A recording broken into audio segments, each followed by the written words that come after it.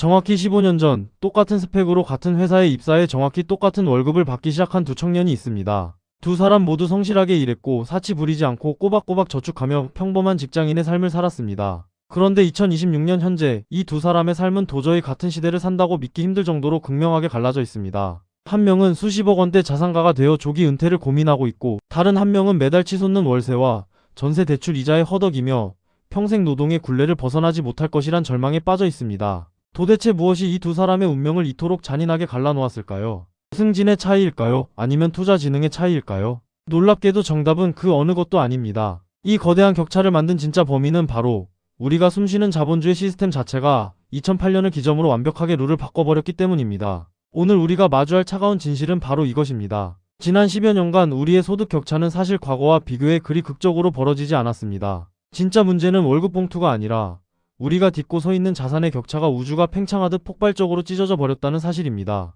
오늘은 대한민국을 넘어 미국, 유럽, 일본, 중국 등 전 세계를 휩쓸고 있는 이 기형적인 자산 불평등이 도대체 언제 어떻게 시작되었는지, 이것이 우리의 일상과 사회 구조를 어떻게 무너뜨리고 있는지, 그리고 벼랑 끝에 선 각국 정부들이 이 괴물을 잡기 위해 어떤 처절한 사투를 벌이고 있는지 그 거대한 경제사의 이면을 아주 낱낱이 파헤쳐 보겠습니다. 월급쟁이의 삶의 회의감을 느껴본 적이 있으시다면 오늘 이 이야기에 반드시 끝까지 귀 기울여 주십시오. 우리의 월급 봉투는 그대로인데 자산의 격차만 미친듯이 벌어지기 시작한 근본적인 원인을 찾으려면 시계를 2008년 글로벌 금융위기 시절로 되돌려야 합니다. 당시 전 세계 경제는 붕괴 직전이었습니다. 은행이 파산하고 기업들이 줄도산하는 것을 막기 위해 미국을 필두로 한 전 세계 중앙은행들은 인류 역사상 한 번도 해본 적 없는 미증유의 경제 실험을 감행합니다. 바로 금리를 제로 수준으로 끌어내리고 허공에서 돈을 찍어내어 시장에 무제한으로 쏟아붓는 양적 완화 정책이었습니다. 시장에 돈이 넘쳐나니 이자율은 바닥을 기었고 돈을 빌리는 대가는 사실상 공짜에 가까워졌습니다. 중앙은행이 의도한 바는 기업들이 이 싼 이자로 돈을 빌려 투자를 하고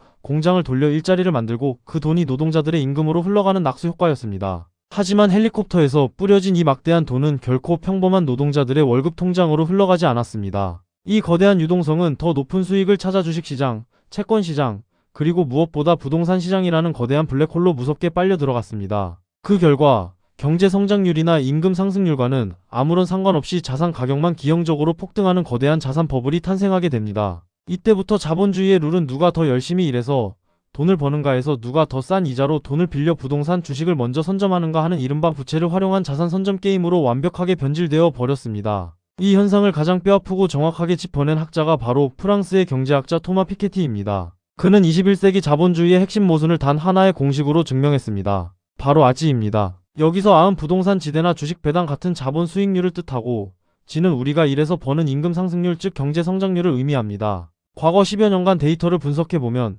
근로자의 임금 상승률 지은 기껏해야 연 1%에서 3% 수준을 맴돌며 거북이 걸음을 했습니다. 하지만 같은 기간 주식이나 부동산이 벌어들인 자본 수익률 90년 5%에서 10% 이상, 심하면 수십 %씩 폭등했습니다. 이것이 현실에서 어떤 비극을 만들어낼까요? 예를 들어보겠습니다. 자산을 이미 보유한 상위층은 자산 가치 상승으로 불과 몇 년 만에 재산이 3배에서 5배로 불어납니다. 반면 아직 자산을 사지 못한 평범한 청년이나 서민들은 뼈 빠지게 일해서 월급을 10% 올리는 사이 그들이 사야 할 집값은 100%, 200%가 뛰어버립니다. 소득의 격차는 기껏해야 두세 배 차이일지 모르지만 자산의 격차는 수십 배, 수백 배로 벌어집니다. 결국 자산을 언제 샀느냐, 혹은 부모로부터 자산을 물려받았느냐의 여부가 개인의 평생부를 결정짓는 절대적인 기준이 되어버렸습니다. 노동의 가치는 땅에 떨어지고 오직 소유한 자와 소유하지 못한 자라는 현대판 계급 사회가 전 세계적으로 굳어지게 된 것입니다. 자산 불평등이 무서운 이유는 단순히 누군가는 부자고 누군가는 가난하다는 경제적 차원에서 끝나지 않기 때문입니다.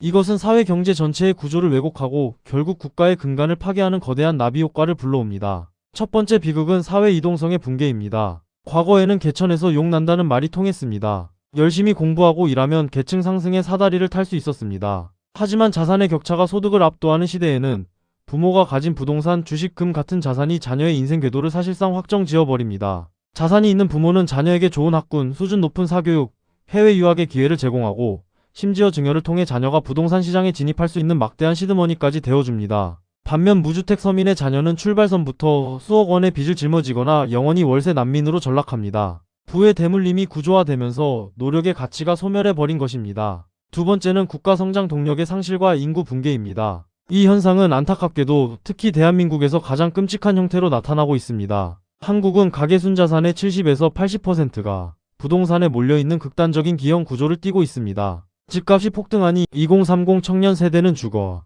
비용을 감당할 길이 없어 연애와 결혼을 포기합니다. 결혼을 하더라도 천문학적인 전세금 대출 이자를 갚느라 아이를 낳아 기를 여력이 없습니다. 자산 불평등이 세계 최저의 합계 출산율과 국가 소멸 위기라는 인구학적 재앙을 직접적으로 촉발한 핵심 뇌관인 것입니다. 세 번째는 사회 신뢰의 붕괴와 극단주의의 득세입니다. 평생 일해도 집 한 채 살 수 없다는 절망감은 분노로 바뀝니다. 시스템이 불공정하다는 인식이 팽배해지면서 사람들은 정상적인 노동보다 코인 같은 극단적인 투기나 영끌에 목숨을 걸게 됩니다. 나아가 이 분노는 기성 정치권과 기득권에 대한 강한 불신으로 이어져 전 세계적으로 극단적인 포퓰리즘 정치 세력이 득세하고 사회 갈등이 폭발하는 정치적 위기까지 초래하고 있습니다. 누군가는 이럴 겁니다. 이건 집을 안 산 쪽이 잘못 아냐? 라고 그들을 탓하고 넘어가기에는 너무 큰 문제라는 것을 사람들은 잘 모릅니다. 이미 이 위험성을 잘 알고 있는 전문가들은 이대로 가다가는 자본주의 시스템 자체가 붕괴할 수 있다는 공포를 느끼게 되었고 각국 정부들은 부랴부랴 자산 격차를 줄이기 위한 방어전을 펼치기 시작했습니다. 하지만 소득을 나누는 것과 자산을 나누는 것은 차원이 다른 문제입니다. 이 때문에 국가별로 그 해법도 뚜렷하게 갈라집니다. 먼저 유럽의 강한 세제 개혁 방식입니다. 이들은 부의 세습을 끊어내는 데 집중합니다. 프랑스는 강력한 부동산 취득세와 상속세, 증여세를 무기로 삼아 상위 10%가 자산을 영원히 대물림하지 못하도록 징벌적인 세금 장벽을 쳤습니다. 독일 역시 상속과 부동산에 대한 누진세율을 대폭 끌어올렸고 이탈리아는 부동산 담보대출 규제를 극도로 옥죄어 부모의 돈으로 자녀가 쉽게 집을 쇼핑하는 것을 원천 차단하고 있습니다. 반면 스웨덴, 노르웨이 등 북유럽 국가들은 강력한 사회 안전망 방식을 택했습니다. 놀랍게도 북유럽 국가들은 부동산이나 상속에 대한 직접적인 세금은 상대적으로 낮습니다. 대신 이들은 자산이 없더라도 삶이 파괴되지 않는 사회를 만드는 데 천문학적인 예산을 쏟아붓습니다. 평생 안정적으로 거주할 수 있는 질 좋은 공공임대주택과 사회주택을 대규모로 공급하고 무상에 가까운 교육과 의료를 제공하여 굳이 빚을 내어 집을 사지 않아도 인간다운 삶을 누릴 수 있는 구조를 짠 것입니다. 가장 혁신적인 시도는 미국과 영국 등에서 도입된 저자산층 자산 형성 지원 정책입니다. 단순히 가난한 사람에게 현금을 쥐어주는 것이 아니라 그들이 스스로 자산을 불릴 수 있는 시드머니를 만들어주는 정책입니다. 대표적인 것이 영국의 아동신탁기금 CTF이나 미국의 IDA 개인발 달계좌 같은 매칭 펀드입니다. 저소득층 청년이 매달 일정 금액을 저축하면 국가가 똑같은 비율 11 혹은 그 이상으로 매칭 지원금을 얹어주어 훗날 주택 구입이나 창업에 쓸 수 있는 종잣돈을 강제로 만들어주는 방식입니다. 자산 격차가 20대에 이미 고정되어 버리는 참극을 막기 위한 최후의 방어선인 셈입니다. 그렇다면 대한민국은 어떨까요? 한국 정부 역시 LTV, DSR 같은 대출 규제부터 종합부동산세 도입, 양도세 중과 청년주택 공급, 청년 도약 계좌 같은 매칭 적금에 이르기까지 전 세계에서 가장 복잡하고 다양한 정책을 쏟아부었습니다. 하지만 그 성적표는 냉정하게 말해 참담한 실패에 가깝습니다. 이유는 한국만의 독특하고 기형적인 부동산 생태계 때문입니다. 전세제도라는 사금융 시스템을 통해 자본가들은 갭투자로 수십 채의 집을 무한정 사들일 수 있었고 정부의 세금 규제는 번번이 조세 정가인 집주인이 세입자에게 월세를 올려 세금을 떠넘기는 현상으로 이어졌습니다. 정권이 바뀔 때마다 세금을 올렸다가 내렸다가를 반복하며 정책의 신뢰성은 바닥을 쳤고 그 혼란의 틈바구니 속에서 자산가들은 더욱 견고하게 부의 성벽을 높이 쌓아 올렸습니다. 전문가들은 이제 단편적인 부동산 규제만으로는 이 괴물을 잡을 수 없다고 경고합니다. 우리가 선택할 수 있는 길은 좁고 험난합니다. 자산의 대물림을 제어하기 위한 합리적이고 일관성 있는 세제 개편, 서민들이 평생 안심하고 거주할 수 있는 고품질의 공공주거 생태계 확충, 그리고 무엇보다 청년 세대가 노동의 가치만으로도 기초 자산을 쌓아 올릴 수 있도록 국가가 전폭적으로 시드머니를 매칭해주는 과감한 자산 형성 지원 정책이 동시에 톱니더니 바퀴처럼 맞물려 돌아가야만 합니다. 정리해보겠습니다. 지금 우리가 겪고 있는 절망감, 소득은 그대로인데 집값만 수십억을 호가하는 이 기괴한 세상은 결코 우리가 게으르거나 노력이 부족해서 만들어진 결과가 아닙니다. 2008년 이후 전 세계를 덮친 초저금리와 유동성 파티가 자본주의의 룰 자체를 부채와 자산 중심으로 완전히 변질시켜 버렸기 때문입니다. 자산 불평등은 단순히 경제 지표상의 문제가 아닙니다.